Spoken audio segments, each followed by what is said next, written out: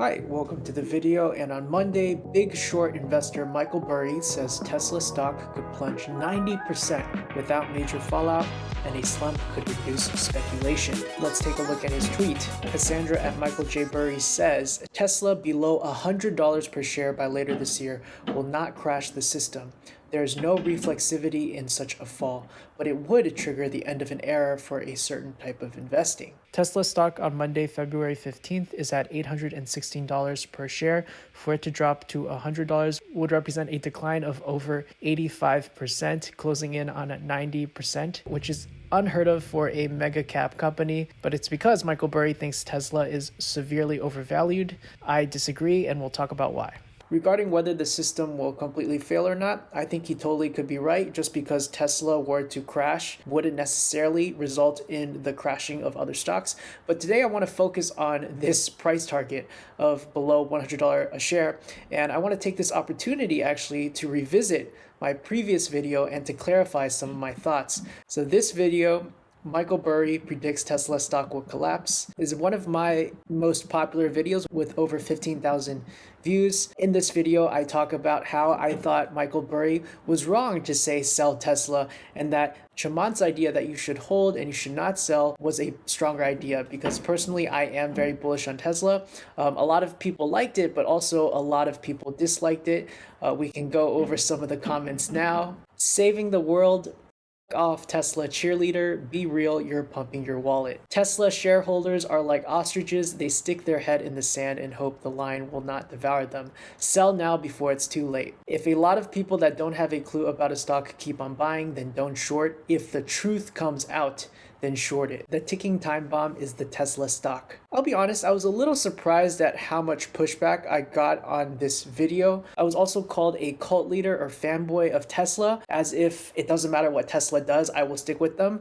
That is absolutely not true. I see Tesla for all its flaws. I understand why people don't like Elon. He can be or seem to be fairly erratic at times, and Tesla is by no means a perfect company. You can see it by the quality control of their cars, about a lot of their production issues, a whole host of issues. Me, as a person, yes, I might agree with their mission or their stated mission, accelerate the world's transition to sustainable energy.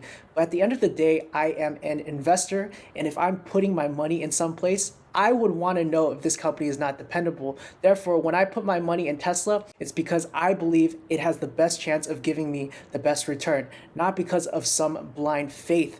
You will not be a good investor if you are relying on faith. So me being bullish on Tesla is just based on my research, and we could look at Burry, who's bearish, or we could look at Chamath, who's bullish, but at the end of the day, you have to come up with your own idea about a company. After reading all your comments, I just want to say that I think a lot of the worries are actually valid. For me, investing is all about probabilities, because again, there are no absolutes. Only the Sith deal in absolutes. When I see a company like Tesla, when I see all of the things it has down its pipeline, I roughly give it a, let's say, 85% chance of doubling within 3 years. I think its journey has just begun. It's building gigafactories everywhere. It has the million-mile battery coming out, even though they didn't explicitly state that it was ready, because Elon doesn't want to scare off current buyers from buying its cars. But that's coming. There are videos of the batteries being produced. Full self-driving is also coming. It's a matter of time. So I think Tesla has a very, very high chance of doubling, or even more than doubling, in the next 3 years. Now, on the bearish side, what are the chances that Tesla would drop to 500? Do they exist? Sure, but I think the chances of it dropping or its share price getting cut in half is probably easily below 10%. What are the chances of Tesla going to zero? I would say close to none. There's essentially no chance Tesla will go to zero. It's now a very, very large mega cap company. Those chances are equivalent to Facebook or Apple dropping to zero. So if there is another company that can give me this high of a probability of doubling or more than doubling in the next 3 years, I would put my money into that, no question. As of right now, I don't see another company with those odds. There's a lot of great companies to invest in, but at smaller caps, the risk of it dropping are much higher. At this big of a company, Tesla's ceiling is a lot higher, and that's why I will continue to hold Tesla. And if Tesla were to drop to 400 or 500, that's actually a buying opportunity. One other thing I also want to know is that why is Michael Burry saying this stuff? Michael Burry has explicitly said he has a short position on Tesla. And a lot of my comments are saying like, we should trust Michael Burry. He's right. He was right about the housing crisis, so he's probably right about this. I will concede Michael Burry is a very smart individual, and he could be right about this. He could be right. Let me repeat that again.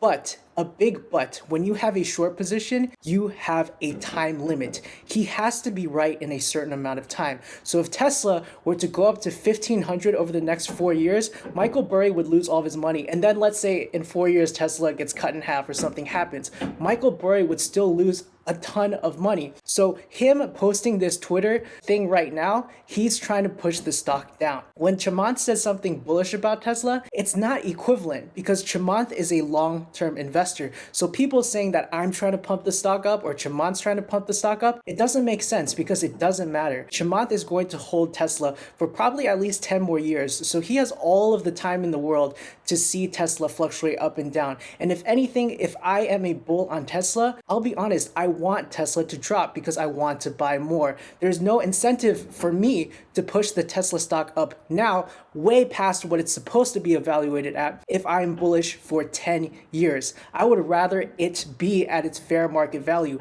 I don't want it to be overvalued. If it's overvalued, I can't justify spending any more money on it. A couple of years ago, everybody was bearish about Tesla. Everybody. And just seeing these comments, it actually really opened my eyes. And this shows me that there's still a lot of fear around Tesla. And some of it is justified, but I also think some of it is not. Some of the people posting comments don't really have a deep understanding of what Tesla does, in my opinion. But don't take my word for it. Let's look at some current price targets right now. So here is Adam Jonas of Morgan Stanley. He very recently raised his price target up to $880 and gave it a buy rating. And we can look at his past performance, average return of 13.1%. He's ranked 841 out of 7,310 investors on TipRanks. That's a pretty good track record. Let's look at another price target. This is Mark Delaney from Goldman Sachs. He has an average rate of return of 16.9%, ranked about 1,013 out of 7,310.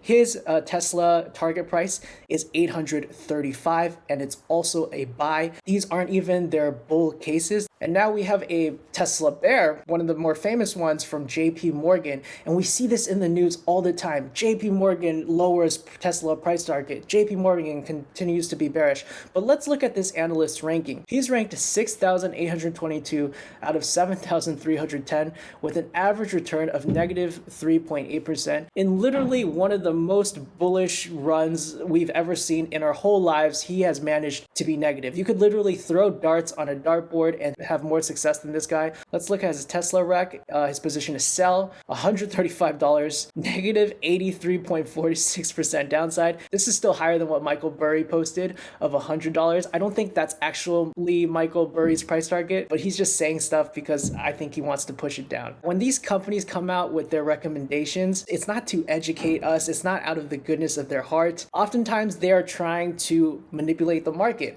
or in JP Morgan's case, this guy already has very little street cred. So him saying that this is not a good company, he's like their sacrificial lamb. Send him out. It doesn't matter if he's wrong. This is going to cause more fear and uncertainty in the stock and ultimately drive it down. Almost every time JP Morgan has released a new price target, the stock has come down a little bit. And I guarantee you JP Morgan is buying when that happens. That's the reason for this. I'm not trying to say all this because I want to prove that I'm right or anything. I just don't want people viewing this to be stuck in a mentality that everything is black or white and miss out on opportunity. You see this a lot for these mega cap companies. People talk about how Jeff Bezos is mistreating its workers. And yes, that's true, but Amazon has also also changed the world. How Bill Gates was this ruthless businessman and he was a very, very bad person until he wasn't. And if you have this thinking, if they're doing one bad thing or there's something about them I don't like, therefore I don't invest, you are going to be missing out on a lot of opportunities. So a couple of quotes by Chamath to end this video. Quote, "I don't understand why people are so focused on selling things that work. When things are working, you're paid to stay with people that know what they're doing." And this is a guy, Elon Musk, who has consistently been one of the most important entrepreneurs in the world. So why bet against him? Quote, "I tweeted this a while ago that I thought the world's first trillionaire would be a person fighting climate change. It very well could be Elon, but if it's not him, it'll be somebody like him. It will be because of this. Delivering clean energy, allowing the world to be sustainable is an incredibly important thing that will be rewarded by markets and individuals." End quote. That's what I was saying when he was saving the world. That might have felt like a little bit of a hyperbole, but it's true. Now on the flip side, maybe Elon's just doing this because he has a huge ego. Both things can be true. Elon could want to have his name in the history books. He could want to be hoarding wealth for his family, but he could also be wanting to save the world, to actually make the world sustainable because of selfish reasons. At the end of the day, we don't know his heart. I can only go off what he says and what he's doing. Based on what he says and what he's doing, I think he is ultimately a force for good by transitioning the global fleet of vehicles away from ICE cars to EV cars is going to help us fight climate change. That's a fact.